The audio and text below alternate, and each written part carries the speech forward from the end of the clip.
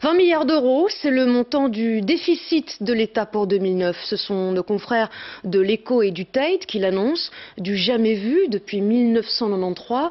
La crise économique est passée par là. Des chiffres étudiés par le gouvernement qui annoncent de nouveaux efforts pour revenir à l'équilibre en 2015. Martin Soyer, Dominique Chocart.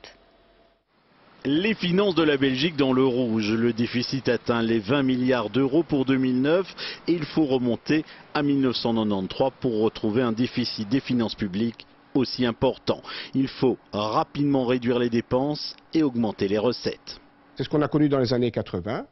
Il faut absolument éviter cet effet boule de neige parce qu'il a des effets à long terme qui sont dévastateurs sur la situation des finances publiques pour nous-mêmes dans quelques années et bien sûr pour les générations futures.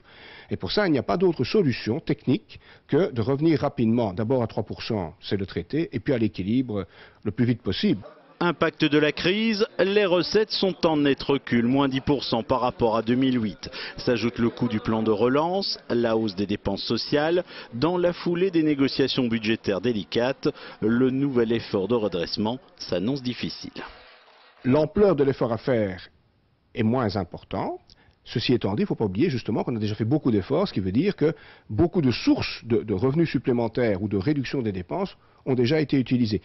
Pourtant, les observateurs restent relativement optimistes. Le déficit était attendu, il est même légèrement moins important que celui envisagé par les dernières prévisions économiques de la Banque nationale. La Belgique reste dans la moyenne européenne et début de semaine prochaine, le gouvernement devrait officialiser les chiffres et sans doute dévoiler les premières mesures. L'objectif reste plus que jamais le retour à l'équilibre en 2015.